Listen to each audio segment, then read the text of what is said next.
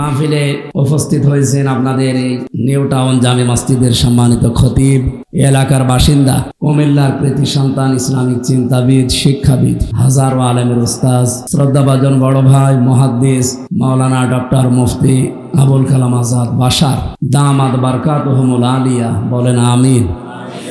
মঞ্চে বসা ওলামা ইকরাম, সামনে বসা মুসলমান ভাইরা, পর্দার আড়ালের সম্মানিতা মা এবং বোনেরা, প্রশাসনের ভাইরা, প্রাণ প্রিয় ঢাকাবাসী, আল্লামা শহীদ দেলাওয়ার হোসাইন সাইদি রহমতুল্লাহ আলাইহে যতদিন তিনি কোরআন শুদ্ধ করে পড়েছিলেন, এই দেশে তার শত্রু ছিল না।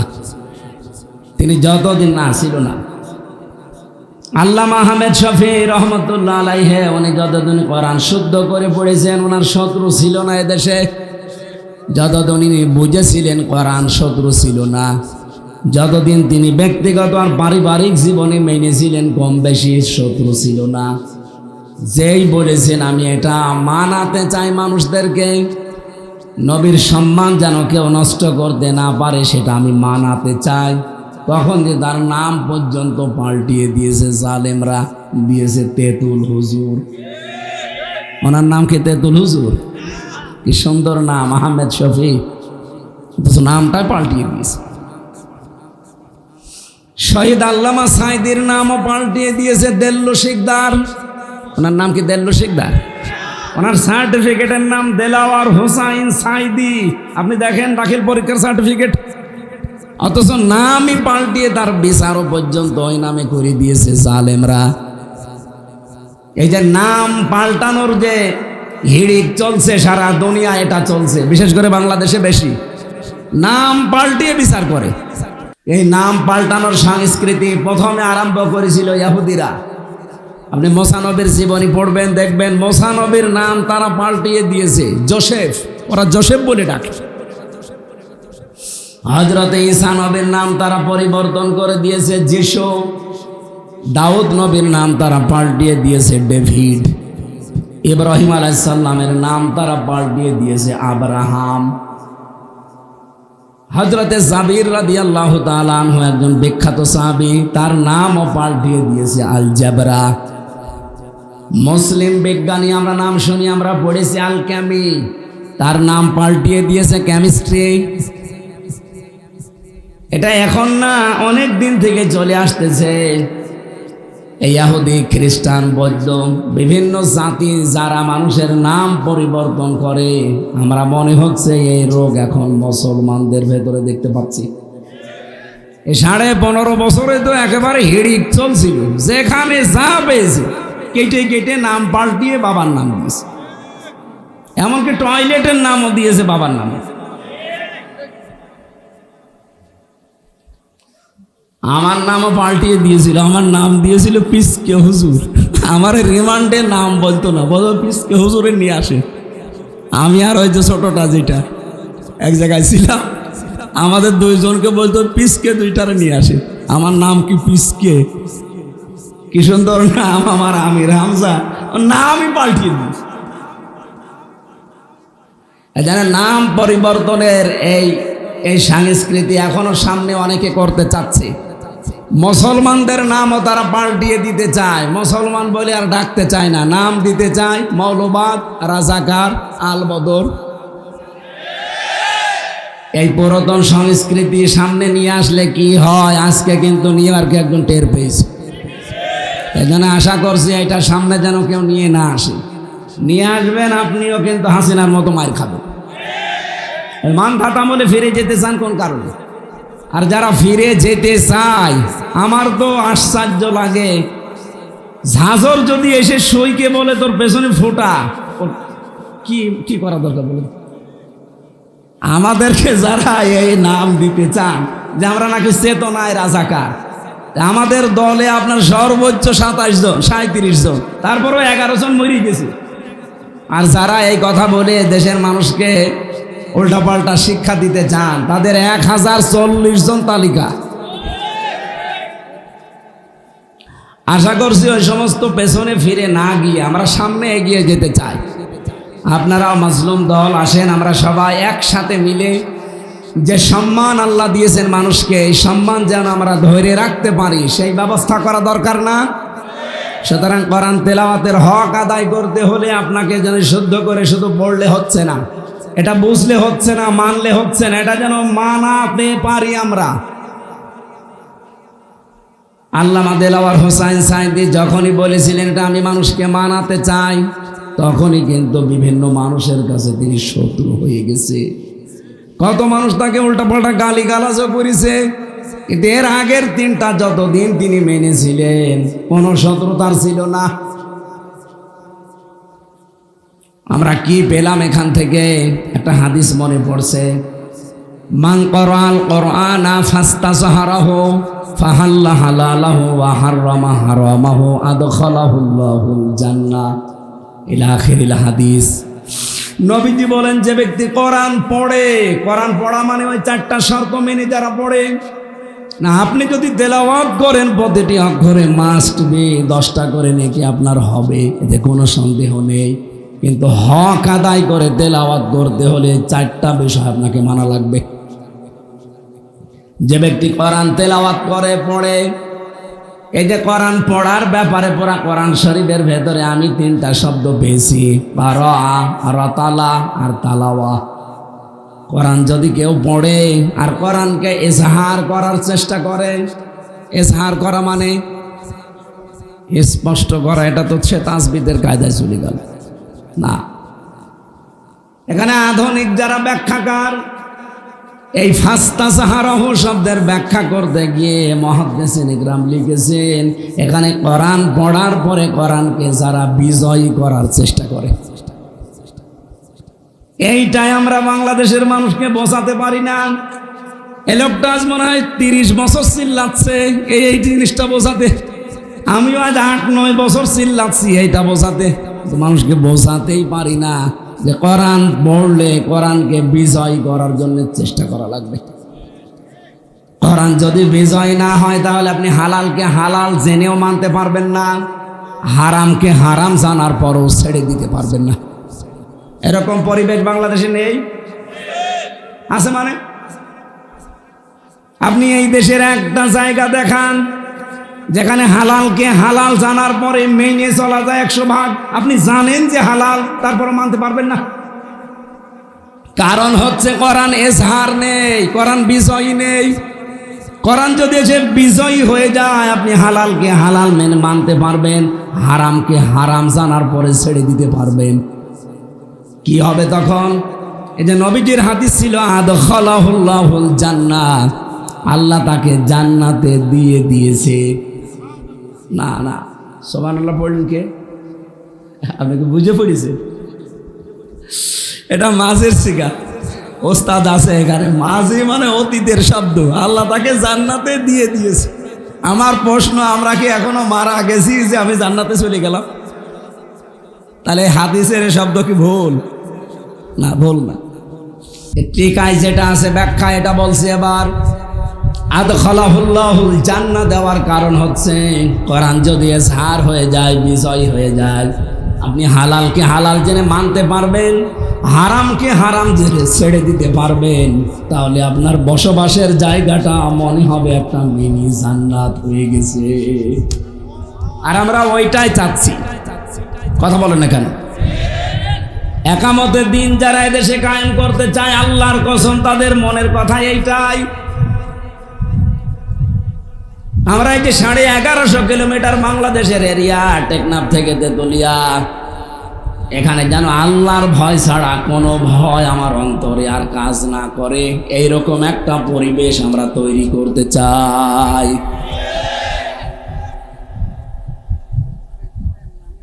এই পরিবেশটা ফেরেশতারা তৈরি করে দেবে। এইটার জন্য কথা বললে যাদের মন খারাপ হয়, রাগ হয়, অবশ্যই তাদের কোনো ধান্দা আছে।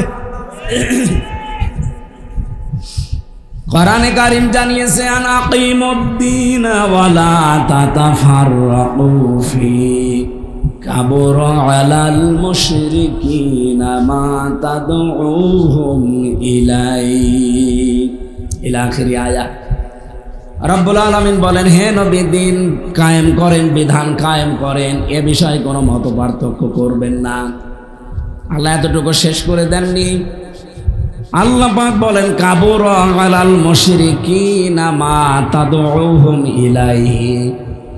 আপনি যেদিকে মানুষকে ডাকেন, আসো দিন কায়েম করি, আল্লাহর বিধান জমিনে বাস্তবায়ন করি, এই কথাটা শুনলে সবচাইতে বেশি খারাপ লাগবে, মন খারাপ হবে, রাগ হবে মুশরিকদের। কাদের? আমরা তো এই কথাই সারা দেশে বলি। আপনার রাগ হয় মানে আপনি কি মুশরিক? রাগ হয় কেন? আপনি বলছেন না আমি মুশরিক না, অথচ যারা শিরিক করে আমরা তাদেরকে মুশরিক বলি। আর আল্লাহর ভাষা হচ্ছে যারা মুশরিক, তাদের কাছে এটা শুনলেই খারাপ লাগবে, কষ্ট হবে, মন খারাপ লাগবে। তাহলে অবশ্যই আপনার দ্বারা কোনো না কোনো শিরিক হচ্ছে, আপনি হয়তো টের পাচ্ছেন না। কি কথা বলেন এখানে? বাংলাদেশে আজ যারা আমরা দিন কায়েমের কথা বলি, জেনারেল যারা না বুঝে বিরোধিতা করে তাদের কথা বাদ দিলাম, অনেক আলেম পর্যন্ত এখন বিভিন্ন কায়দায় বিরোধিতা করছে।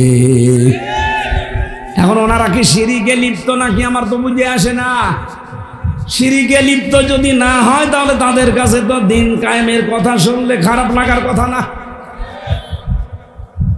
হ্যাঁ, সবাইকে দিয়ে আল্লাহ দিন কায়েমের কাজ করাবে না। আল্লাহু ইয়াজতাবি ইলাইহি মাইয়াশা ওয়া ইয়াহদি ইলাইহি মাইয়ুনিব।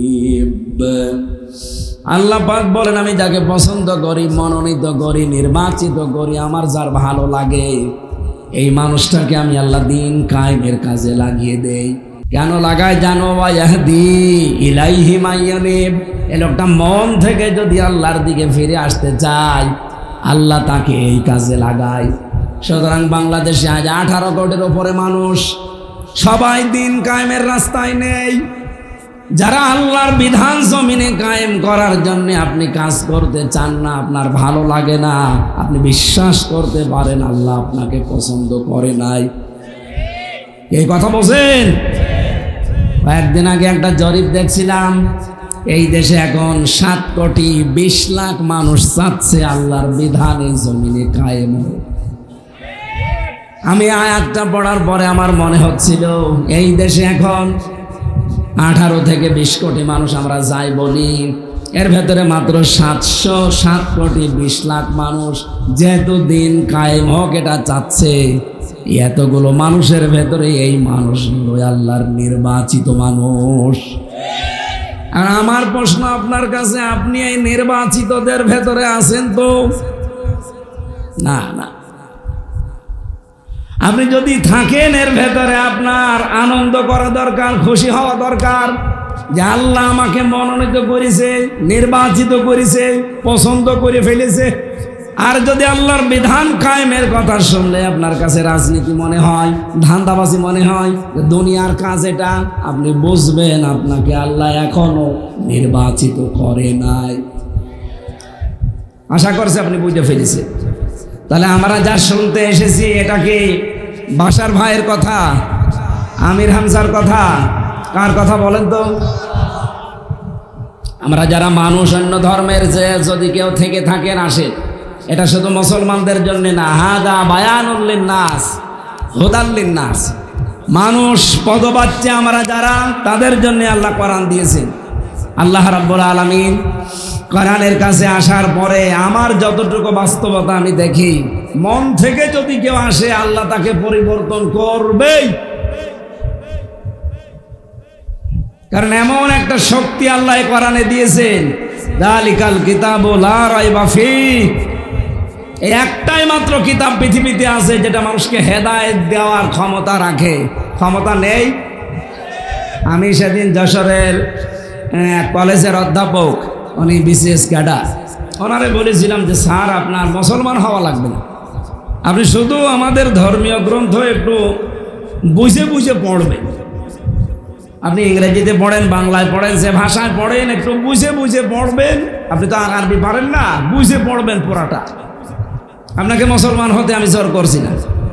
3 মাস পরে দেখে আল্লাহর বান্দা নিজের থেকেই মুসলমান হয়ে গেছে। সুতরাং অন্য ধর্মের যদি আওয়াজ শুনতে পান আপনাদেরকেও আমরা ওয়েলকাম জানাচ্ছি, আসেন কোরআনের কাছে আসেন। এটা পৃথিবীর অন্য ধর্ম গ্রন্থের মতো না যে তাদের শুধু ঠাকুররা পড়বে, তাদের ধর্মযাজক যারা তারা পড়বে। এটা সবার জন্য ওপেন। কথা বলেন ঠিক কিনা? আমরা সেই কোরআনের ময়দানে এসেছি আজকে। রাসূলের উপরে দরুদ আর সালাম পড়ছি, কারণ এটা রবিউল আউয়াল মাসের আর একটা দিন বাকি আছে, 29 তারিখ আছে। এ মাস যে উদ্দেশ্যে নিয়ে এসেছিল সে উদ্দেশ্য কিন্তু আমরা সফল করতে পারি নাই। বলেন রবিউল আউয়াল মাসের বয়স কি 1500 বছর? এর আগে এ মাস দুনিয়ায় ছিল না, এত আলোচনা তো ছিল না রবিউল আউয়ালের। কোরআনে কারীম জানিয়েছে ইন্না ইদ্দাতাশ শুহুরি ইনদাল্লাহি 12 শাহরান ফি কিতাবিল্লাহ ইয়াওমা খালাকাস সামাওয়াতি ওয়াল আরদা মিনহা আরবাআতুন হুরুম। সূরা তাওবা এসেছে আল্লাহর কাছে গণনার দিক থেকে মাসের সংখ্যা 12টা। উনি আসমান আর জমিন যে দিন তৈরি করে ওই দিন তার কিতাবের ভেতরে এটা লিপিবদ্ধ করে দিয়েছেন। বলেন সুবহানাল্লাহ। আপনি পড়া কোরআনে 12টা মাসের নাম পাবেন, খালি রমজান বাদ দিয়ে কোনো মাসের নাম নেই। অথচ 12 মাস আমি লিখে দিলাম এ কথা আছে, তার ভেতরে রবিউল আউয়াল এটা 1500 বছর আগেও ছিল, কিন্তু এত আলোচনা এত মর্যাদা আমরা পাইনি। যিনি আসার কারণে এত আলোচনা। তো বিশেষ করে বাংলাদেশ, ভারত আর পাকিস্তান, এই 3টা দেশেই তো কম বেশি আমি ঘুরেছি। আমি দেখেছি এই 3 দেশের মানুষ রবিউল আউয়াল আসলে একটু বেশি বেশি করে ফেলে, আর বেশি করতে গিয়ে এত উপরে তোলে। আল্লাহ রাব্বুল আলামিন 2টা ঈদ দিয়েছেন আমাদেরকে, সেখানে আরেকটা ঈদও তারা বানিয়ে নিয়েছে রবিউল আউয়ালের সাথে, ঈদে মিলাদুন নবী। না এলাকায় সব চলে না। এগুলো যারা করছেন বুঝে করেন আর না বুঝে করেন, এটা বেদাত। কি কথা বলেন না কেন? আপনি যদি রবিউল আউয়ালে মিলাদ পড়তেই চান, আমি তো নিষেধ করে আপনারে অন্তত আটকাতে পারছি না, পারবো না মনে হয়। তবে আমার মনে হয় সিরাত ইবনে হিশাম, আমি এখানে 27টা বিষয় পেয়েছি। কেউ যদি রবিউল আউয়ালে মিলাদ পড়তে চান, মিলাদ এটা মিলাদুন থেকে, এর বাংলা অর্থ জন্ম। আপনি যদি নবীর জন্মে খুশি হতে চান, এর বাস্তব উদাহরণ দেওয়া লাগবে। রবিউল আউয়াল মাসে নবী যা করেছিলেন ওইটা করেন। উনি জন্ম নেওয়ার পরে 3 জন মহিলার দুধ খেয়েছিলেন, এটা আমি পেয়েছি। তার নিজের আপন মা হযরতে আমেনা, 2 নম্বরে উম্মে আইমান নামে এক দাসী, 3 নম্বরে হালিমাতুস সাদিয়া রাদিয়াল্লাহু তাআলা আনহা। সিরাত ইবনে হিশামে আছে হযরতে হালিমা বলেন এই রবিউল আউয়ালেই জন্ম নিয়েছে মুহাম্মদুর রাসূলুল্লাহ। আমি সে তায়েফ থেকে এসেছি, সর্বশেষ এসে আর কাউকে পেলাম না। যেহেতু সিরাত মাহফিল নাম দিয়েছেন, আমি কথাটা তুলছি এই জায়গা থেকে, একটা শিক্ষা এখান থেকে বের করতে চাই। হালিমা বলেন আমি তাকে তুলে নিলাম কোলে, ডান স্তন তাকে পান করতে দিলাম, সে পান করেছে। বাম স্তন তাকে পান করতে দিলাম, সে মুখ বের করে নিয়েছে। 1 বার 2 বার 3 বার তাকে মুখ দিয়েছি, 3 বারই মুখ বের করে দিয়েছে। চোখের ইশারা দিয়ে যেন আমাকে জানাতে চাই, মা হালিমা জোর করেন কেন? আমার ডান স্তন অধিকার ছিল, আমার হক ছিল, আমি পান করেছি। বাম স্তন এটা আমার অধিকার না, এটা আমার দুধ ভাই আব্দুল্লাহর অধিকার। দুনিয়াতে আমি ভাইয়ের হক নষ্ট করার জন্য আসি নাই। এ রবিউল আউয়াল মাসে আমি দুনিয়ায় এসেছি ভাইয়ের হক ফিরিয়ে দেওয়ার জন্যে। ঢাকাবাসী যেই নবী মায়ের কোলে বসে ভাইয়ের হক নষ্ট করে না, ফিরিয়ে দেয়, সেই নবীর উম্মত আমরা। যত বয়স বাড়ে ভাইয়ের হক মারার জম হয়। এলাকায় হয়তো এরকম জম নেই, عن أنس رضي الله تعالى عنه قال قال النبي صلى الله عليه وسلم من ادعى ما ليس له فليس منا وليتبوأ مقعده من النار رواه مسلم মুসলিম শরীফের 209 নম্বর হাদিস। বিশ্বনবী জানিয়েছেন যেই জিনিস তোমার না ওইটা যদি নিজের দাবি করো, জোর করে নিজের দখলে নিয়ে রাখো, ওই দিন থেকে তোমার দুইটা শাস্তি। 1 নম্বরে ফালাইসা মিন্না, তুমি আমার উম্মত আর নেই। 2 নম্বরে ওয়ালিয়াতাবাওয়া মাকআদাহু মিনান নার, সে যেন জাহান্নামে নিজের স্থান তৈরি করে নিল। হাদিসটা পড়ার পর থেকে আমার একটা চিন্তা, বিশেষ করে 1 বছর 1.5 মাসে বহু মানুষ নিজের জিনিস বাদ দিয়ে অন্যের জিনিস জোর করে জবরদস্তি করে দখল করে চাঁদাবাজি করে নিজের আয়ত্তে নিয়ে নিয়েছে। অথচ রবিউল আউয়াল আসলে তারাই মিলাদ দেয়। কথা বলে না কেন? আমারে বলে হুজুর মিলাদ পড়ে দেন। আরে মিলাদ পড়ে দিলে তো কত খরচ, আপনি টাকা পেলেন কোথায়? 1 বছর 1 মাস আগে তো আপনার কাছে কিছু ছিল না। একজন বলে দেয় যে হুজুর চাঁদার টাকা মিলাদ দিচ্ছে। এই বাংলাদেশে এরকম পাবলিক নেই, এটা ঢাকায় নেই, আমার কুষ্টিয়ায় আছে। এটা যে রেকর্ড হচ্ছে তো সারা দেশে যাচ্ছে, এই জন্য বলছি যেই জিনিস যার না, যদি ওইটা নিজের আয়ত্তে জোর করে রেখে দেন, সে যেভাবেই হোক, আল্লাহর কসম আপনি আর নবীর উম্মত নেই। আপনাকে আমি কি বলে মাটি দেব বলেন তো? বিসমিল্লাহি ওয়া আলা মিল্লাতি রাসূলিল্লাহ, তো মিথ্যা কথা হবে। আপনি আল্লাহর নামেও নেই, রসুলের দলেও নেই। সুতরাং যারা চাঁদাবাজি করেছেন, এখনো করছেন, থামেন। আপনি যদি নবীর উম্মতই না থাকেন, আমি পেছনেরটা আর বললাম না। দ্বিতীয়টা তো আরো কঠিন, ওয়ালিয়াতাবাওয়া মাকআদাহু মিনান নার, সে যেন জাহান্নামে নিজের একটা স্থান তৈরি করে নিল। হাদিস শোনার পরে হয়তো অনেকের হতাশা এসে যেতে পারে, তাহলে আর নামাজ কালাম পড়ে করবো কি?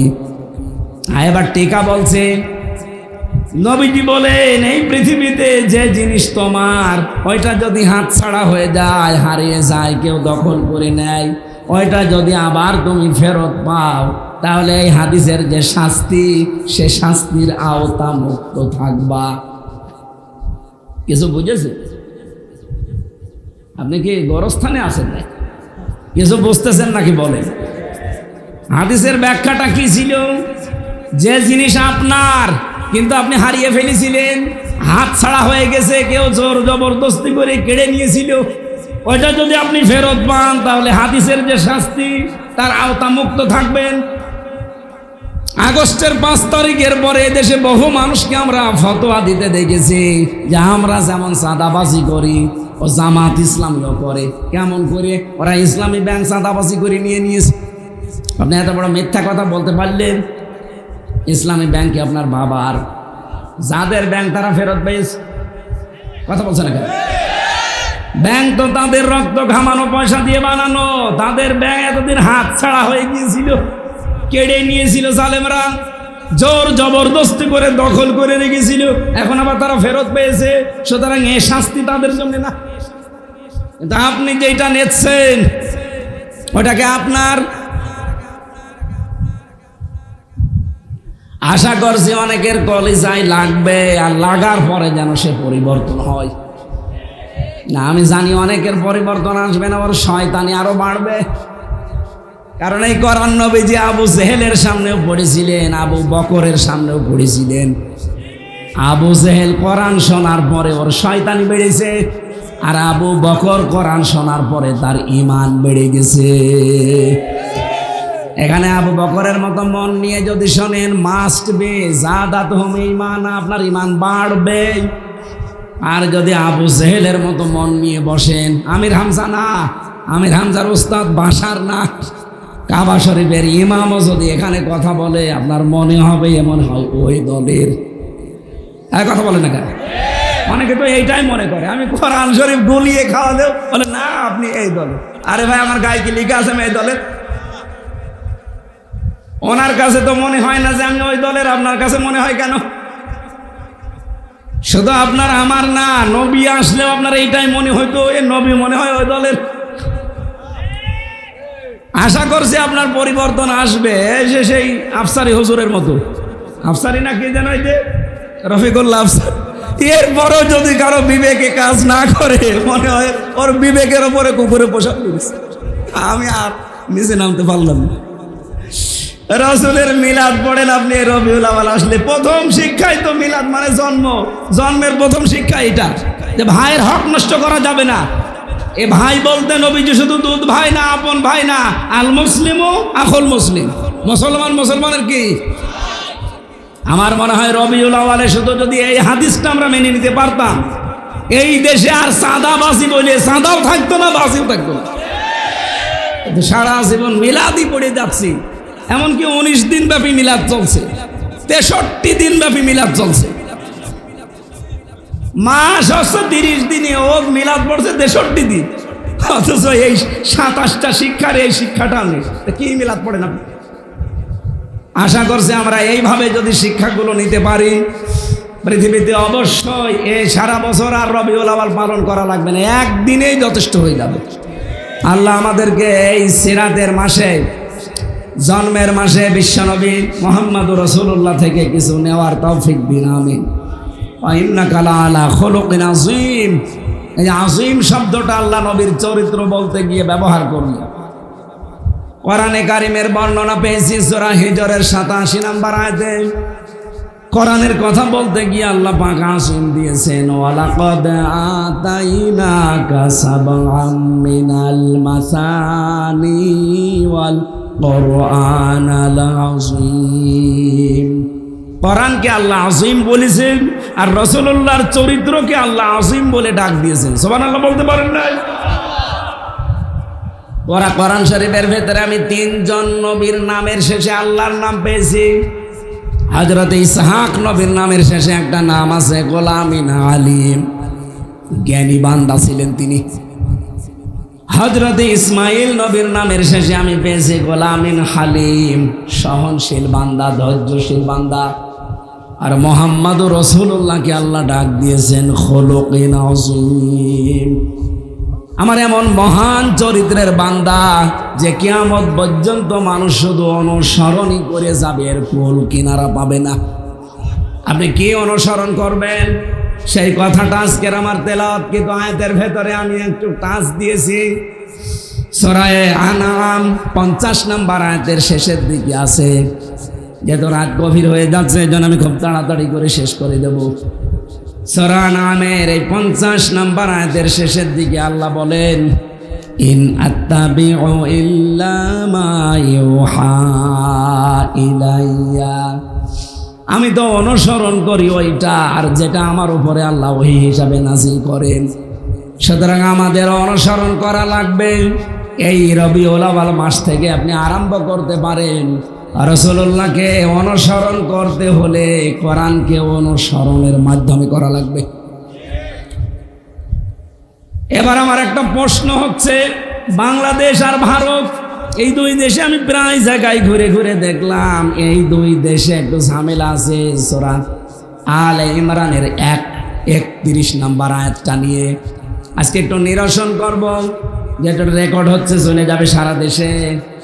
বলা হয় বিভিন্ন জায়গা থেকে এই রবিউল আউয়াল আসলে এই আয়াতটা পড়া হয়, কুল ইন কুনতুম তুহিব্বুনাল্লাহা ফাত্তাবিউনি ইউহিব্বুকুমুল্লাহ। নবী আপনি বলুন, যদি তোমরা আল্লাহকে ভালোবাসো, এ দাবি তোমাদের আছে? যদি থাকে যে আল্লাহ তোমাকে ভালোবাসি, এ দাবি করার দরকার নেই, আমার রাসূলের অনুসরণ করো।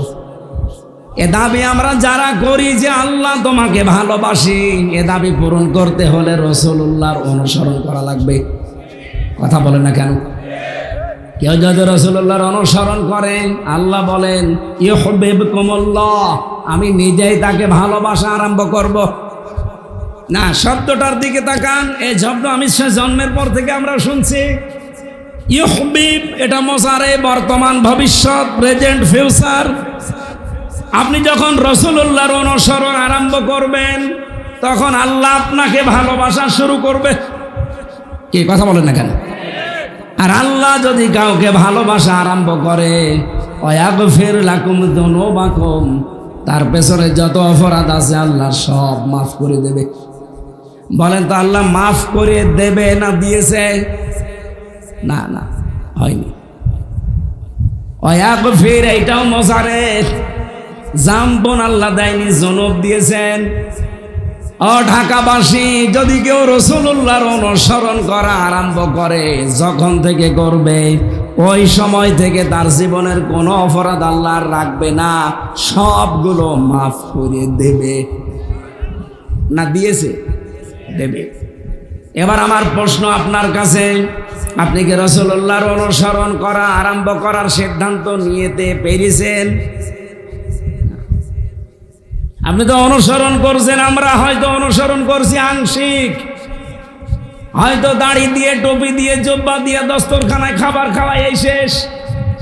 রাসূলুল্লাহর আদর্শ কি এতটুকু? বলেন বলেন। ওনাকে অনুসরণ করা লাগবে পূর্ণাঙ্গ না আংশিক? আমরা করছি পূর্ণাঙ্গ না আংশিক? আপনি আংশিক অনুসরণ করলে আল্লাহ আপনাকে মাফ করে দেবে। এই কথা কোরআনের কোন জায়গায় পেলেন দেখান। আমি তো আয়াতে পাইনি, তাফসির যত পড়লাম এই আয়াত নিয়ে একটাও পেলাম না। অথচ বিভিন্ন দরবার থেকে আয়াতের কথা বললেই বলা হয় আল্লাহকে পেতে চাও, রাসূলুল্লাহকে ভালোবাসো। কোথায় পেয়েছেন আপনি? এখানে কি হাব্বন শব্দ আছে যে আপনি ভালোবাসার অর্থ করলেন? এখানে তাবউন আছে, তাবাইন, তাবউন মানে দেখে দেখে চলা। তাহলে রাসূলুল্লাহকে দেখে দেখে চলা লাগবে কি আংশিক না পূর্ণাঙ্গ? এই পৃথিবীতে যারা পূর্ণাঙ্গ অনুসরণ করেছে আপনি তাদের দিকে তাকিয়ে বলেন আল্লাহ তাদেরকে মাফও করেছে, জান্নাতেও দিয়েছে। কিন্তু যারা আংশিক অনুসরণ করেছে, পূর্ণাঙ্গ না, আল্লাহ তাদের মাফও করে নাই, জান্নাতেও দেয় নাই। আপনি উদাহরণ হিসাবে দেখেন তার নিজের আপন চাচা আবু তালেব ভালোবাসতো কম না রাসূলুল্লাহকে? জান প্রাণ দিয়ে ভালোবাসতো, কিন্তু রাসূলুল্লাহর অনুসরণ করে নাই। কথা বলেন না কেন? শুধু ভালোবাসা দিয়েই শেষ, অনুসরণ করে নাই। এই জন্য আল্লাহ তাকে মাফও করে নাই, জান্নাতও দেবে না। এমনকি কোরআনের আয়াত তার বিরুদ্ধে আল্লাহ নাযিল করেছে, মা কানা লিল মুশরিকিনা আইয়ামুরু মা কানা লিন নাবিয়্যি ওয়াল্লাযীনা আমানু আইয়াস্তাগফিরু লিল মুশরিকিন। কোন নবীর জন্য, কোন ইমানদারের জন্য জায়েজ নেই, উচিত না, শোভনীয় না যে কোনো মুশরিকের জন্য ক্ষমা চাবে। শুধু নবীকে আল্লাহ বলতে পারতেন ওয়াল্লাযীনা আমানু দিয়েছেন, কোন ইমানদারের জন্যও মুশরিকের জন্য ক্ষমা চাওয়া জায়েজ নেই। নবীজি নিজের আপন চাচা মুশরিকের জন্য ক্ষমা চাওয়া নিষেধ। তারপরও নবী আবু তালেবের কবরের পাশে দাঁড়িয়ে দোয়া করেছিলেন, আল্লাহ আমার চাচারে মাফ করে দেন। ফেরেশতা জিবরাইল এসে বলে, হে নবী হাত নামান। কার জন্য হাত তুলেছেন? এই লোকটা আপনার চাচা, আল্লাহ ভালো করে জানে। এ সারা জীবন আপনাকে ভালোবেসেছে, আল্লাহ দেখেছে, কিন্তু এই লোকটা আপনার অনুসরণ করে নাই, এই জন্য আল্লাহ তাকে মাফও করে নাই। নবীজির মতো মানুষ হাত তোলা লাগে না, শুধু কম মনের ভেতরে কল্পনা আসলেই কবুল হয়ে যায়। আর সেই নবী হাত তুলে বসে আছে, আল্লাহ হাত ফেরত দেয়। আর বাংলাদেশে টাটকা মুশরিক মরে যায়, আর আমরা দোয়া করে জান্নাতে দিয়ে আসি, মনে হয় কন্ট্রাক্টর নিয়েছে। এই কথা বলছেন? মানে বিভিন্ন জিনিসের কন্ট্রাক্টারি করে, ঘরের কন্ট্রাক্টারি করে, মনে হচ্ছে কন্ট্রাক্টারি নিয়েছে, জান্নাতে দিয়ে আসবে। অথচ টাটকা মুশরিক লোকটা। প্রশ্ন আসতে পারে, কই মুশরিক না তো নামাজ পড়ে? আর ভাই নামাজ পড়লেই মানুষ মুমিন হয়ে যায়। কারা কারা মুশরিক এই দেশে আপনি এবার টের পাবেন। এদিকে তাকান। এক কথায় জবাব দিচ্ছি, আল্লাহ যেটা পারে ওইটা অন্য কেউ পারে, এই বিশ্বাস করার নাম শিরিক। আর শিরিক যারা করে তারা মুশরিক। আমি আবার বলছি, আল্লাহ যেটা পারে ওইটা অন্য কেউ পারে, এই কথা বিশ্বাস যারা করে এটা শিরিক। আর শিরিক যেই লোকটা করে সে মুশরিক। মুশরিকের জন্য জান্নাত হারাম, জাহান্নাম ওয়াজিব। আর দলিল লাগবে? এটা সূরা মায়েদাতে আছে, 6 নাম্বার পারা 19 নাম্বার পৃষ্ঠার 12 নাম্বার লাইনে পাবেন, ইন্নাহু মা ইউশরিক বিল্লাহ ফাকাদ হারামাল্লাহু আলাইহিল জান্নাহ ওয়া মাওয়াহুন নার। যারা শিরিক করে আল্লাহর সাথে এদের জন্য জান্নাত হারাম, জাহান্নাম ওয়াজিব। এবার আমার প্রশ্ন, বাংলাদেশে এরকম মানুষ আছে কিনা একটু দেখেন তো। আল্লাহ যেটা পারে ওইটা অন্য কেউ পারে, এই বিশ্বাস যদি আপনি করে থাকেন, বলেন তো সন্তান দিতে পারে কে? অন্য কেউ পারে? কোন পীর সাহেব, কোন কবর, কোন মাজার? আপেল পড়ায় পারে। সেদিন বগুড়াতে এক লোক এসে বলছে, হুজুর আপেল পড়ে দেন। আমি তো সরল মনে সূরা ফাতিহা পড়ে ফু দিলাম। আমারে বলছে, হুজুর এমন পড়া পড়বেন যেন ছেলে হয়। ছেলে হয় মানে আপেল ফেলে দিলাম। বলছে আপেল কই? ফেলে দিস কেন? আরে ভাই আপেল পড়ে যদি ছেলে হয় তো আমার পর পর 3টা মেয়ে হইতো না? তাহলে ম্যাডামকে শুধু আপেল খাওয়াতাম। আমারই 3টা মেয়ে আর আপনি আমার কাছে এসেছেন আপেল পড়তে, কে বিশ্বাস দেখেছেন? আপেল পড়ে ছেলে হয়? বলেন। সন্তান দেওয়ার একচ্ছত্র মালিকানা কে? এখলুকু মা ইয়াশা ইয়াহাবু লিমান ইয়াশাউ ইনাসা ওয়া ইয়াহাবু লিমান ইয়াশাউ যুকুর ইলা আখির আয়াত। আল্লাহ বলেন আমি বানাই, কাউকে মেয়ে দেই, কাউকে ছেলে দেই। দুনিয়ার কাউকে দায়িত্ব আমি দেইনি, পুরাটাই আমি আল্লাহর। ধরে বলেন সুবহানাল্লাহ। আর একটা পয়েন্ট শুধু বলবো, যদি কারো ভেতরে থাকে এই মুহূর্তে আপনি তাওবা করবেন, ভাবতেন তো।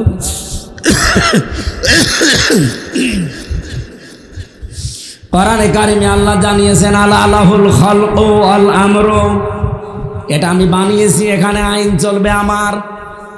এ ঘোষণা কার? সূরা আরাফ 8 নাম্বার পারা 16 নাম্বার পৃষ্ঠা 12 নাম্বার না 9 নাম্বার লাইনে আছে, 54 নাম্বার আয়াত প্রথম অংশে আছে আলা লাহুল খালকু ওয়াল আমরু। সাবধান, সৃষ্টিদার আইন চলবে। আরে ভাই আমরা তো এইটাই চাই। আপনি কেন আমাকে দুনিয়াদার মনে করেন? কেন আমাকে ধান্দাবাজ বলেন? কেন রাজনীতির কথা বলি, এই কথা বলে চালিয়ে দেন? আমি তো এইটা চাই যে জমিন যার, হুকুম চলবে তার।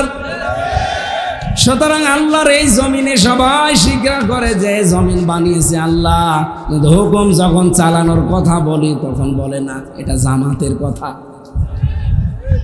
এটা জামাতের কথা হয় কি করে? এটা তো আপনারও কথা। আপনি নিজেই বললেন যে আসমান জমিনের মালিক কে? তাহলে দ্বিতীয় শব্দ মানবেন না যে আলা আলাহুল খালকু, ঠিক আছে, আলা আমরু মানবেন না। যারা জমিন আল্লাহর বিশ্বাস করে কিন্তু আইন আল্লাহর চলবে এটা বিশ্বাস করতে চায় না, মানতে চায় না, এরাই মুশরিক। এদেশে নেই এইরকম মুশরিক মরে যাবে আর আমির হামজা দোয়া করে জান্নাতে দিয়ে আসবে। জান্নাত আমি নিজে বানিয়েছি। আরে ভাই আপনি ভুল পথে আছেন। আপনাকে ধোকা দিয়ে বোকা বানিয়ে এই আলেম নামে কিছু জালেম আছে, ওরা শুধু পয়সা খায় আর আপনাকে জাহান্নামে পাঠায়। আমি আর নিচে নামতে পারলাম না। আশা করছি আপনি বুঝেছেন। এ জমিন যার আপনি স্বীকার করে নিলেন। আমার মনে হয় হিন্দুকেও যদি বলেন ও বলবে যে আল্লাহ বানিয়েছে। কয়েকদিন আগে আমার বাড়িতে রাত 11:30টার দিকে এক হিন্দু এসেছিল, খুব ধনী মানুষ, বিনোদ কুমার আগরওয়ালা, খুব ধনী মানুষ। কুষ্টিয়ার বুকে যদি 5 জন থাকে সে একজন। রাতের বেলা একজন একা একা চলে এসেছে। কলিং বেল টিপ দিল, খুলে দিলাম, জিজ্ঞাসা করলাম, চেহারা মেয়ারা দেখে আমি টের পেয়েছি এ মনে হয় এ ধর্মের না। কি নাম কি আপনার? ওই আগরওয়ালা যখন বলেছেন যে এ তো ওই ধর্ম, আমি মনে করলাম মনে হয় মুসলমান হওয়ার জন্য এসেছে। কেন এসেছেন এত রাতে? ও দেখে আমার সালাম দিল। আমি সালাম শুনে বুঝেছি, মনে মনে করছিলাম যে কি গো, চেহারা দেখে যেখানে একটা কি দেওয়া থাকে না সাদা মুখে, এই জায়গায় একটা কি দেয় যেন, ওরা কি বলে, হ্যাঁ, তিলক না, যাই হোক এরপরে গলায় ওই যে ছোট ছোট কি পরানো আছে ওদের মালা। ওই যা হোক চেহারা দেখে আমি টের পেয়েছি, সালাম দেখে আমি একটু ঘাবড়ে গেছি, একটু সালাম দেখছি। নাম জিজ্ঞাসা করার পরে আমি 100% ফাইনাল হলাম যে দাদা। দাদা কেন এসেছেন? একটা ভিডিও দেখাচ্ছে। ভিডিও কি বলছে, আপনি ঘোষণা দিয়েছিলেন যে কুষ্টিয়াতে যদি জামাত ইসলামী থেকে নির্বাচিত হওয়া যায় 5 বছরে আমাদের 1 টাকা বাড়বে না।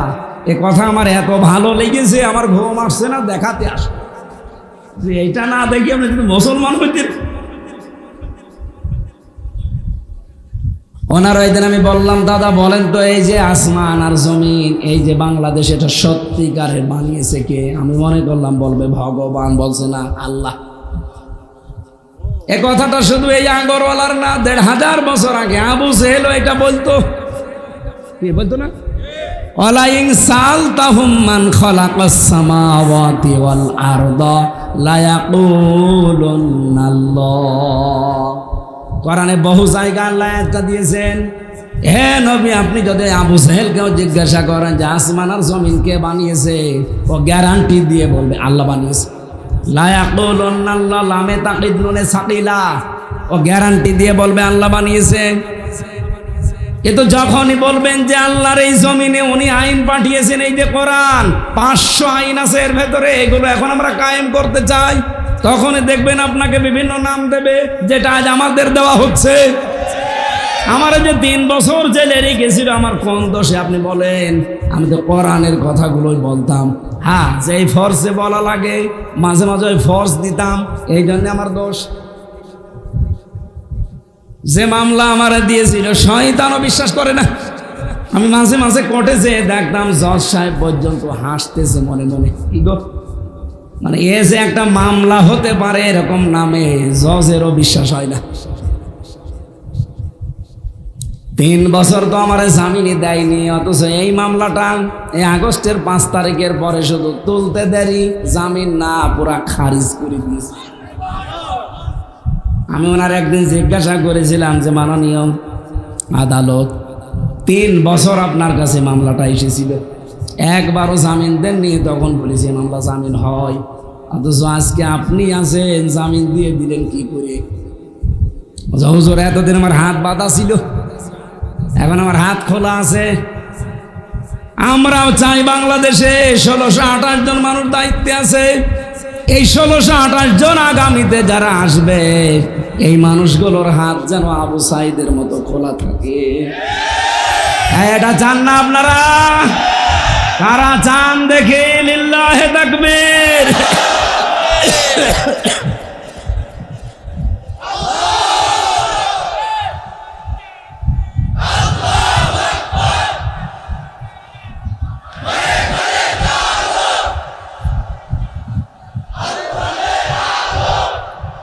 ঠিক আছে, আলহামদুলিল্লাহ ভাই।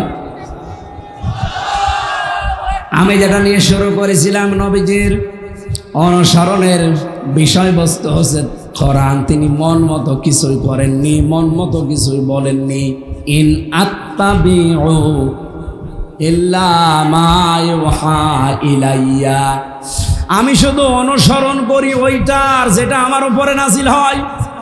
বিশ্বনবী তার উপরে নাজিলকৃত এই কিতাব দিয়ে সর্বপ্রথম তিনি আরম্ভ করেছিলেন। এদিকে তাকান, এই যে বাংলাদেশে আজ যে অশান্তি চলছে, এর মূল কারণ আমার এই দৃষ্টিতে ধরা পড়েছে 42টা। ওই জামানার হাদিসের সাথে আমি ইতিহাসের সাথে একটু মিলিয়েছি। 1500 বছর আগে নবীজি নবুয়ত পাওয়ার আগে 17 বছর থেকে 40 বছর একাধারে চেষ্টা করেছিলেন। 23 বছর কাঙ্ক্ষিত মানের শান্তি তিনি দিতে পারলেন না। হেলফুল ফজল গঠনের মাধ্যমে পেরেছিলেন, পারেন না। তিনি মনে মনে ভাবলেন যে এই অশান্তির কারণ কারা দেখি তো। পুরা আরব জাহানে ওই সময় গোত্র ছিল 36টা। 36টা গোত্রের 36 জন নেতা ছিল, গোত্রপতি। ওই জামানায় জাতীয় নেতা ছিল 3 জন, আর জাতীয় নেত্রী ছিল আরো 3 জন। 36 আর 6 কত? বলেন বলেন। আপনি আর রাহিকুল মাখতুমের ভেতরে পাবেন এটা। এই 42টা মানুষকে তিনি পর্যবেক্ষণ করে দেখলেন পুরা আরব জাহানে এই জাহিলিয়াতের সমাজ তৈরি করার পেছনে যত রকমের কারণ এই 42 জন। ওই জামানায় 3টা জাতি ছিল প্রতিষ্ঠিত পুরা আরব জাহানের ভেতরে, একটা ইহুদি, একটা খ্রিস্টান আর একটা মুশরিক। আর একটা জাতি ছিল নিভু নিভু অবস্থায়, হানিফ। আপনি বাংলাদেশের সাথে ইতিহাসটা একটু মিলান, আমি তো মিলিয়ে দেখলাম খাপের খাপ, মমতাজের বাপ মিলিয়ে যাচ্ছে। আর সারা বাংলাদেশের 64টা জেলা, 630টা থানা আছে। আমার ছোট্ট একটা হিসাব করে দেখলাম যে 36 জন নাম করা নেতা এলাকা ভিত্তিক আছে। ছোটখাটো গুলো বাদ দেন, আমির হামজা, কামাল হোসেন বাদ, 36 জন আছে সারা বাংলাদেশ। আপনি খুঁজে খুঁজে দেখেন। ওই জামানায় যেমন গোত্রপতি ছিল 36 গোত্রের 36 জন, জাতীয় নেতাও ছিল ওই জামানায় 3 জন। একজন ছিল মুশরিকদের জাতীয় নেতা আবু জেহেল, ইহুদিদের জাতীয় নেতার নাম ছিল মুখাইরে, আর খ্রিস্টানদের জাতীয় নেতার নাম ছিল মারহাব। আমার মাঝে মাঝে এই ইতিহাস থেকে মনে হয় বাংলাদেশেও জাতীয় নেতা 3 জন, বঙ্গবন্ধু জিয়াউর রহমান আর চাচা এরশাদ। জাতীয় নেত্রী ওই জামানায় ছিল 3 জন, আবু জেহেলের স্ত্রী নাকেরা, আবু লাহাবের স্ত্রী উম্মে জামিল, আর আবু সুফিয়ানের স্ত্রী হিন্দা। বাংলাদেশেও 3 জন, হাসিনা, খালেদা, এরশাদ, রওশন। খাপের খাপ মিলিয়ে যাচ্ছেন। আপনি দেখেন সারা দেশের যত অঘটন, যত ঝামেলা সব এই 42 জন। নবীজি এই 42 জনকে টার্গেট করে 40 বছরে তিনি ধ্যানে বসলেন। 40 বছরে তার কাছে এই যে এই আয়াত এসেছিল, ইকরা বিসমি রাব্বিকাল্লাযী খালাক। হে নবী, আপনি পড়েন। কি হলো? রওশনের সাথে নাম বললাম আর পুলিশ চলে আসতে পারে। ও এদিকে দেখেন, 36 আর 6 কত হয়? বলেন বলেন। আমি একটা একটা করে 42 জনের নাম লিখেছি। সারা দেশে আমি তো ঘুরি, এগুলোই দেশ চালাচ্ছে। আর 1628 জন চেয়ারে বসে আছে। এই চেয়ার না, যেগুলো থাকলে নড়াচড়া করা যায়। এই 1628 জন মিলে এই দেশটাকে এই 54 বছরে উপরে উঠতে দেয়নি। তাছাড়া মালয়েশিয়া 2004 থেকে এই 25-21 বছরে তারা দাঁড়িয়ে গেছে। এই একটু আমি শেষ করি আগে ভাই। আরে ভাই আমারে শেষ করতে দে। মালয়েশিয়া বাংলাদেশের চাইতে প্রায় 5 ডবল বড় একটা দেশ। ওদের দেশে আমাদের মতো সম্পদও নেই, শুধু মরুভূমি, পাথর আর পাম গাছ, হাজার হাজার বিঘা শুধু বিশাল জঙ্গল ছাড়া আর কিচ্ছু পেলাম না। অথচ তারা আজ বিশ্বের বুকে দাঁড়িয়ে গেছে 2004 সাল থেকে এই যে 25 সাল, 21 বছরে। আমরা 54 বছরেও দাঁড়াতে পারি নাই, এই শুধু 1628 জনের কারণে। এই জন্য আমরা চাচ্ছি, মন থেকে বলছি, আগামী থেকে প্রশাসন যারা আছে তারা এই দেশের কোনো নেতা নেত্রী এদের কথায় চলবে না, ওরা চলবে ওদের আইজির কথা মতো। আইজি হওয়া লাগবে দলকানা না, আইজি হওয়া লাগবে নিরপেক্ষ। কথা বলুন। ওদের চরিত্রের উপরে যে কলঙ্ক এখনো লেগে আছে, যে পুলিশ খালি ঘুষ খায়, এমনি খায় না, কারণ আছে। আশা করছি আগামী থেকে যদি ইসলাম আসে, 8 ঘন্টা ডিউটির পরে যত ঘন্টা পুলিশ ডিউটি করবে ওভার টাইম হিসাবে মাসের শেষে তাদের বেতন দেওয়া লাগবে। এই পুলিশগুলো তো ঠিক বলতে পারে, ও সাদা তো তাও বল। 8 ঘন্টার পরে এখন যারা এই যে বসে আছে 20-25 জন, এদের কোন দায়িত্ব যে 8 ঘন্টার পরে এখানে বসে থাকা লাগবে? ওদের ডিউটি তো 24 ঘন্টা। এখানে যে আমার মনে হয় থানা থেকে এই জায়গা 7-8 কিলোমিটার হবে না, 7-8 কিলো। এই 8-16 কিলোমিটার ওরা এসেছে, আবার যাবে, এখানে চা নাস্তা করবে, খাবার খাবে, সব ওর নিজের টাকা দিয়ে, সরকারি টাকা ওদের দেবে না। একটা পুলিশকে ডাক দিয়ে জিজ্ঞাসা করেন আমি যা বলছি ঠিক কিনা। তাই আপনি জনগণের দায়িত্বরা পালন করতে এসেছে আমাদের শান্তি শৃঙ্খলা ঠিক রাখার জন্যে, ওর নিজের পকেটের টাকা খরচ করে খাওয়া লাগবে মানে? এই টাকা সরকারের দেওয়ার কথা ছিল না, এই দেয় না। এই কারণেই তো বাবা শাহজালাল সব হালাল হয়ে যায়। এইটা যেন আগামী থেকে আর না হয়, এটা ইসলাম আসলে হবে ইনশাআল্লাহ। 54 বছরে হয়নি, কারণ ইসলাম ছিল না। নবীজি এই 42 জনকে খুব ভালো করে দেখেছিলেন। কি গো, শান্তি আসে না কেন? পর্যবেক্ষণ করে দেখলেন যত অপকর্মের মূল হোতা এই 42 জন। বাইরের দেশ থেকে যত রকমের উল্টা পাল্টা জিনিস আসে সব এই 42 জনের মাধ্যমে। ওদিকে কক্সবাজারে আসতো বৌদির মাধ্যমে। কথা বলছেন না কেন? আপনি হিসাব করে দেখবেন এই 42 জনের ভেতরে বৌদিও একজন। ও কি স্বর্ণ রূপা এইগুলো নিয়ে আসে? ও নিয়ে আসে বাবা ডাল। কালকে আমি ছিলাম কক্সবাজারের ওই উখিয়া টেকনাফে, রাত 12:30টার দিকে প্রশাসন আমারে নিয়ে গেল, বলছো চলেন রোহিঙ্গা দেখে আস। প্রায় এখন 25 লাখ রোহিঙ্গা হয়ে গেছে, এসেছিল মাত্র 11 লাখ। ওরা যে আল্লাহর নামে জন্ম দিচ্ছে, 25 লাখ অলরেডি হয়ে গেছে। বিশাল এরিয়া ঘিরে দেওয়া ওদের জন্য, রাত 9টার পরে ওদের আর বের হতে দেয় না। এই যে এলাকায় যিনি ছিল আল্লাহর ওলি আব্দুর রহমান বদি, খালি বাবা ডাল আর এখান থেকে পাচার করে দেয় সোনা রূপা দস্তা তামা। এরকম কয়জন যেন সারা দেশে? আরো জোরে বলেন।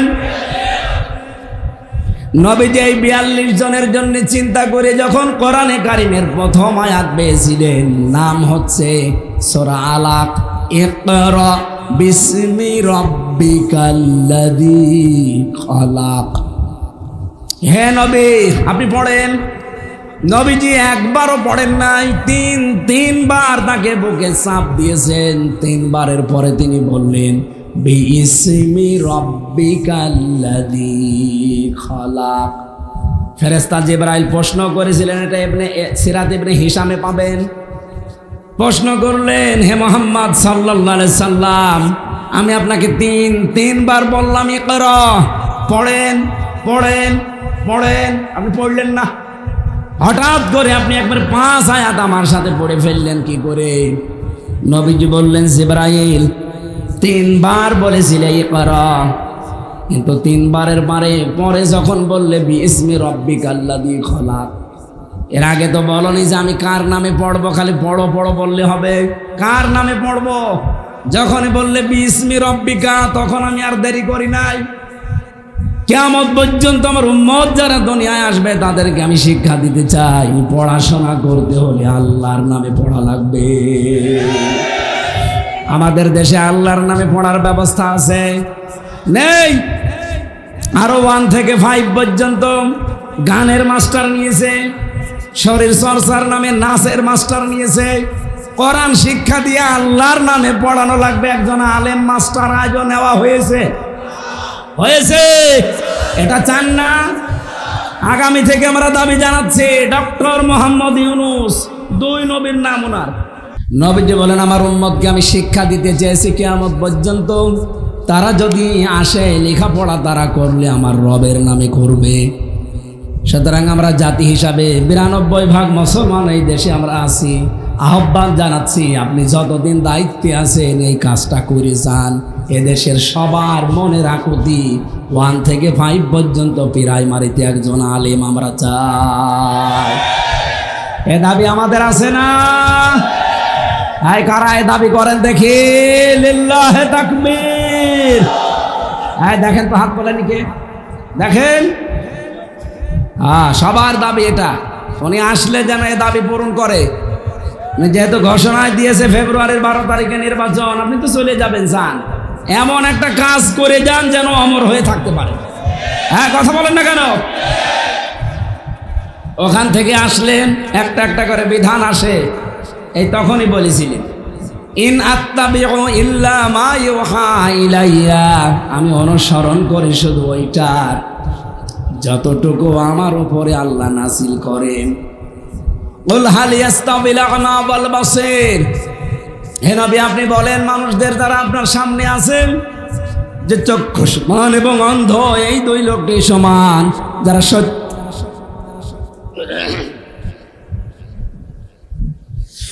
যারা সত্যের অনুসন্ধান করে এবং যারা সত্য দেখার পরেও না দেখার ভান করে থাকে, এই মানুষগুলো কি সমান হতে পারে? আফামান ইয়ালামু আন্নামা উনজিলা ইলাইকা মির রাব্বিকা কামান হুয়া আমা ইন্নামা ইয়াতাযাক্কারু উলুল আলবাব। সূরা রাদের ভেতরে আছে, হে নবী আপনার উপরে আমি যেটা নাযিল করলাম, কোন মানুষ দেখবেন এটা কবুল করে নেবে, গ্রহণ করবে, আর কিছু মানুষ অন্ধের মতো আচরণ করবে। ইন্নামা ইয়াতাযাক্কারু উলুল আলবাব, ইন্নার পরে যদি মা যুক্ত হয় তাহলে বাংলা অর্থ দাঁড়ায় একমাত্র, কেবলমাত্র, শুধুমাত্র ইয়াতাযাক্কারু উলুল আলবাব, যারা বুদ্ধিমান তারা কোরআনের আলোচনা শুনলে সেখান থেকে শিক্ষা নেয়। বলেন সুবহানাল্লাহ। সুতরাং আজকের আলোচনায় সবাই শিক্ষা নেবে না? আফালা তাতাফাক্কারুন, এরপরেও কি তোমরা আল্লাহর দিকে ফিরে আসবা না, চিন্তা ভাবনা করবা না? কি চিন্তা করার জন্য এখানে বসেছেন? রাসূলের অনুসরণ করে আল্লাহকে পাওয়া লাগে, কিন্তু সেই অনুসরণ আমাদের জীবনে আমরা দেখতে পেলাম আংশিক হচ্ছে, পূর্ণাঙ্গ অনুসরণ হচ্ছে না। নবীজি যেমন দস্তরখানা বিছিয়ে খাবার খেয়েছিলেন, নবীজি যেমন মেসাক করেছিলেন, এই নবী 10 বছর কোরআন দিয়ে দেশ চালিয়েছিলেন। মেসাক করা যদি রাজনীতি মনে না হয়, দস্তরখানা বিছিয়ে খাবার খাওয়া যদি রাজনীতি মনে না হয়, 10 বছর কোরআন দিয়ে রাষ্ট্র চালিয়েছে, এটা রাজনীতি মনে হয় কেন? এই কথা বলো না কেন?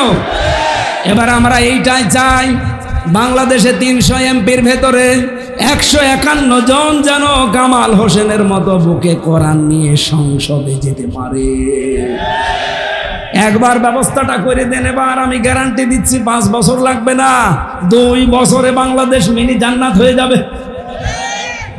এদেশের সব আছে, শুধু খাদ্যে ভেজাল দেওয়া বন্ধ করে দেন, আর নেতৃত্বটা আপনি একটু সঠিকভাবে তৈরি করেন। মালয়েশিয়া দাঁড়িয়েছে এই কারণে খাদ্যে ভেজাল নেই, আর আমাদের দেশে খাদ্যে ভেজালের কারণে অসুখের কোনো অভাব নেই। আমি ওই দেশে বিভিন্ন জায়গায়, যে মালয়েশিয়া, সিঙ্গাপুরে, থাইল্যান্ডে যতদিন থাকি একটা কাশিও হয় না আমার, কোনো রকমের জার নেই, কোনো ময়লা নেই। এই দেশে আসতে দেরি, এই যে কাশি আরম্ভ, অথচ কতদিন থেকে আসলাম, একটা কাশিও দেইনি আমি। আমাদের দেশটাও দাঁড়াবে শুধুমাত্র এই মানুষগুলোকে একবার একটু টেস্ট করার জন্য হলো, দেন না কেন? দেখলেন তো 54 বছর বিভিন্ন মানুষ চালিয়েছে, কিচ্ছু পাননি, খালি চ্যাম্পিয়ন চ্যাম্পিয়ন পেয়েছেন। কথা বলে না কেন? এবার আর চ্যাম্পিয়ন হওয়া যাবে না। ইসলাম যদি আসে, সর্বপ্রথমই এই দেশে খাদ্যে ভেজাল, এটা রোধ করা হবে। আর মানুষের চরিত্র সংশোধনের জন্য আল্লাহ যে ঔষধ দিয়েছে, বাংলার সংসদের প্রথম অধিবেশনে ওইটা কার্যকর হবে। আল্লাযীনা মাক্কান্নাহুম ফিল আরদি আকামুস সালাত, প্রথমে আমরা নামাজের বিল আনবো ইনশাআল্লাহ। স্পিকার যদি জিজ্ঞাসা করে কারা কারা নামাজের বিল চান, 300 এমপির ভেতরে কামাল হোসেনের মতো 151 জন যদি হাত তুলতে পারে, ওই দিন থেকে যে বাংলাদেশে নামাজ কায়েম হবে। আপনি কামাল হোসেনকে মাত্র একটা ভোট দিয়েছিলেন, ওই দিন থেকে 18 কোটি মানুষের দেশে নামাজ পড়বে। আপনি 18 কোটি মানুষের নামাজের সওয়াব আমল নামায় পেয়ে যাবে। আমি কি বানিয়ে বললাম? সূরা নেসা 5 নম্বর পারার 10 নম্বর পৃষ্ঠার 11 নম্বর 12 নম্বর লাইনের 85 নম্বর আয়াতে আছে, মাইয়াশফা শাফাআতান হাসানাতান ইয়াকুল্লাহু নাসিবুম মিনহা। কোন মানুষ যদি ভালো কাজে সুপারিশ করে, ও ভালো কাজ করে যা পাবে, আপনি সুপারিশ করে তাই পাবেন। এই জন্য এটা দুনিয়ার কাজ না। অনেকে মনে করে ভোট ভাট এ দুনিয়ার কাজ। কে বলেছে আপনাকে? এমনকি যারা এই কথা তুলেছেন যে আমার ভোট আমি দেব, যারে খুশি তারে দেব, এটা একটা কুফরি কথা। আমার ভোট আমি দেব, কোরআন হাদিস যেখানে বলে সেখানে দেব। হ্যাঁ, কথা বলেন না কেন? আপনি ইচ্ছা মতো এ কাজ খরচ করলেন, যতদিন ওই লোকটা দায়িত্ব পেয়ে অন্যায় করবে, আপনি ফ্ল্যাক্সি লোড হয়ে একটা একটা করে পেয়ে যান, বিকাশ হয়ে পাবেন। অনেকে বলে হুজুর আমার বিকাশ নাম্বার খোলা নেই, এমনি খুলে যান। আপনি শুধু ভোট দিয়ে দেখেন অন্য জায়গায়। আপনাকে আমি কামাল হোসেনকেই দিতে হবে বলছি না। যদি 10 জন এলাকায় দাঁড়ায়, যার দ্বারা মানবতার কাজ হবে, ইসলামের কাজ হবে, আপনার বিবেক দেখে দেখে আপনি তাকে দেবেন। এই কথা বলেন না কেন? এরপরও যদি আপনার বিবেকে কাজে না হয়, যা ভালো লাগে করেন যান। আমার বলার দরকার দায়িত্ব, এটা আমি বলে দিয়েছি। মা বোন যারা এসেছেন, সম্মানিত মা বোনেরা, বিশ্বনবীর জীবনে আপনাদেরও আদর্শ আছে না নেই? রাসূলুল্লাহ স্বামী ছিলেন না? আল্লাহর নবী স্বামী হিসাবে যেমন উত্তম ছিলেন, তার স্ত্রীগুলো ছিল এরকম উত্তম স্ত্রী। একটা হাদিস পড়ছিলাম, বিশ্ব নবী বলেন, কোন মহিলা যদি 4টা কাজ করতে পারে, জান্নাতের 8টা দরজা আল্লাহ তার জন্য খুলে রাখবে। যে কোনো দরজা দিয়ে প্রবেশ করবে, কেউ তারে বাধা দেবে না। 1 নম্বরে, স্বামী যখন বাইরে থেকে এসে তার দিকে তাকাবে, অঙ্গভঙ্গি দিয়ে হোক, যে কোনো ভাবে স্বামীকে সে আনন্দ দেবে, খুশি করবে, হাসাবে। এরকম বউ তো ঘরে ঘরে নেই। এই কারণেই তো অনেকেই পরকীয়া প্রেম করে। এই দেখেন, দেখবে, মানে এই রোগের রুগী এখানে আছে না। আমি হাসির জন্য বলি নাই। 100 জনের 98টা পরকীয়া প্রেমের জন্য তার স্ত্রী দায়ী। ও যার পেছনে ঘরে, ওর ভেতরে কি আপনার যেতে বেশি জিনিসপত্র আছে? একই জিনিস তো ঘরবে কেন? কারণ আপনার কাছ থেকে যেটা পাওয়ার ওটা পাই না তখনও। তাই বলে আপনাকে আমি করতে বলছি না।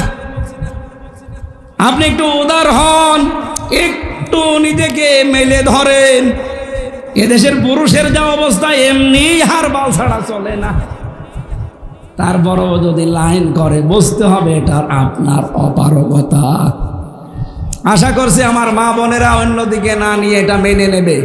পরকীয়া প্রেম থেকে স্বামীকে বাঁচাতে হলে নিজেকে আরো মেলে ধরেন। 1 নম্বরে পয়েন্ট ছিল এইটা, স্বামী আসলেই তাকে আনন্দ দেওয়া লাগবে। সে যেভাবেই হোক, দরকার হয় কাঁতুকুতু দেবে। কে কাঁতুকুতু দেওয়া যায় নেই? তিরমিজি শরীফের হাদিস, নবীজি বলেন, কোন স্ত্রী স্বামীকে আনন্দ দিতে গিয়ে যদি হেসে ফেলে, যেই কয়টা দাঁত দেখা যাবে ওই কয়টা নফল হজের সওয়াব পাবে। 6টা দাঁতের কথা পর্যন্ত আছে। আমার মানে বেশি ওয়াজ করলে দেখা যাবে বাড়ি যেয়ে দেখবেন যে দাঁতকে নিয়ে পড়ি আছে। কি গো, হুজুর ওয়াজ করছিল, দাঁত দেখানো লাগবে। 2 নম্বরে, স্বামী যেটা পছন্দ করে ওটা যদি জায়েজ হয়, মাস্ট বি আপনাকে ওইটা পছন্দ করা লাগবে। আর আমি একজন স্বামী, আমি নিজে দায়িত্ব নিয়ে বলছি, যত স্বামী আছে সবার পক্ষ থেকে, যে আমার যত স্বামীর সাথে কথা বললাম, প্রতিটা স্বামী আমরা চাই যে বিয়ের পরে আমার মা বাবা আমার সাথে থাকবে। এই কথা বলেন না কেন? আমি খেয়ে থাকি না খেয়ে থাকি, আমার মা বাবার সাথে থাকবে। কিন্তু 100টার 98টা বউ এটা চাই না। এরকম ছোট মনের বউ আছে কার? হাত তোলেন তো। একজন হাত তুলেছে, হাত মাথার উপরে উঠছে না। এখন বাড়ি গেলে বিছানা আবার আলাদা করে দিতে পারে না। আমরা আপনাদেরকে ভয় পাই, এজন্য আমিও হাত তুলতে পারলাম না, কারণ ম্যাডাম হয়তো দেখতে পারে। কিন্তু বাস্তবে এটা আমরা যেটা পছন্দ করি জায়েজ, ওটা জীবন চলে গেলেও আপনাকে পছন্দ করা লাগবে। কথা বলেন না কেন? 3 নম্বরে, স্বামীকে আপনি উদ্বুদ্ধ করবেন। যদি আপনি চান আপনার স্বামীর সম্পদ আরো বেড়ে যাক, তার সম্মান আরো বেড়ে যাক, আপনি উদ্বুদ্ধ করবেন, স্বামী নিজের রক্তের সম্পর্কগুলো ঠিক রাখো। স্বামীর সাথে সবচাইতে বেশি রক্তের সম্পর্ক তার মা বাবার, এরপরে তার ভাই বোনের। এই কথা বলেন না কেন? এরপরে তার চাচা, ফুফু। স্ত্রী হিসাবে দায়িত্ব, এদের সাথে যেন আমার সম্পর্ক ভালো থাকে, তাদের হক যেন আদায় হয়। পেছনে লিগে থাকা না, ওরা আরো নিষেধ করে। আপনি হক আদায় করতে গেলে দেখবেন অনেক স্ত্রীর মন পাওয়া যায় না। বিশ্বনবী জানিয়েছেন 4 নম্বরে, শুধু নামাজ পড়া, রোজা রাখা, কালো বোরকা পরা ইবাদত না।